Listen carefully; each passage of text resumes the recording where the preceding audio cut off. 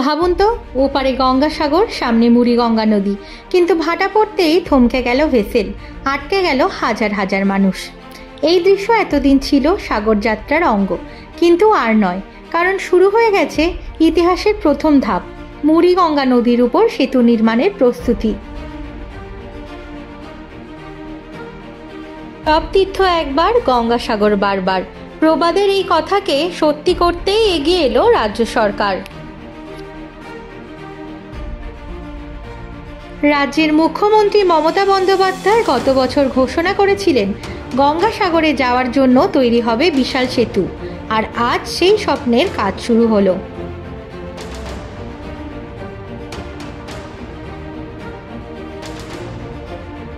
পরিকল্পনা অনুযায়ী কাকদ্বীপের লট নম্বর ৮ থেকে কচুবেড়িয়া পর্যন্ত তৈরি হবে সেতু। প্রতি বছর লক্ষ লক্ষ মানুষ গঙ্গাসাগরে আসেন, কিন্তু নাব্যতা কমে যাওয়ায় বারবার থমকে যায় যাত্রা। ভেসেল বন্ধ হলে ভোগান্তিতে পড়েন হাজার হাজার মানুষ। প্রথমবার টেন্ডার বাতিল হলেও দ্বিতীয়বার দায়িত্ব পেয়েছে রাইটস। প্রায় ১ মাস ধরে চলবে এই মাটি পরীক্ষার কাজ। রাইস বলে একটি সংস্থা এসছে, তারা সয়েল টেস্ট করেছে।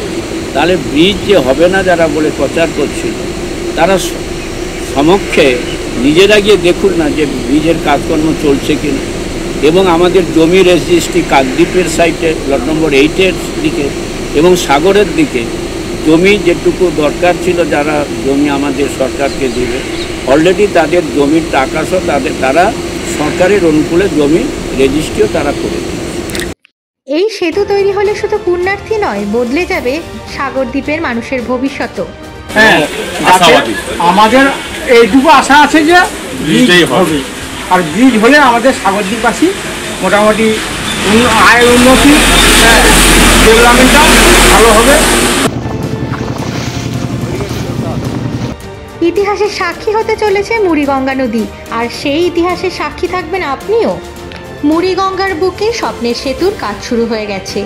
এবার অপেক্ষা শুধু সেই দিনটির, যখন গঙ্গাসাগরের পথে আর কোনো ভাটা আটকে রাখতে পারবে না যাত্রা।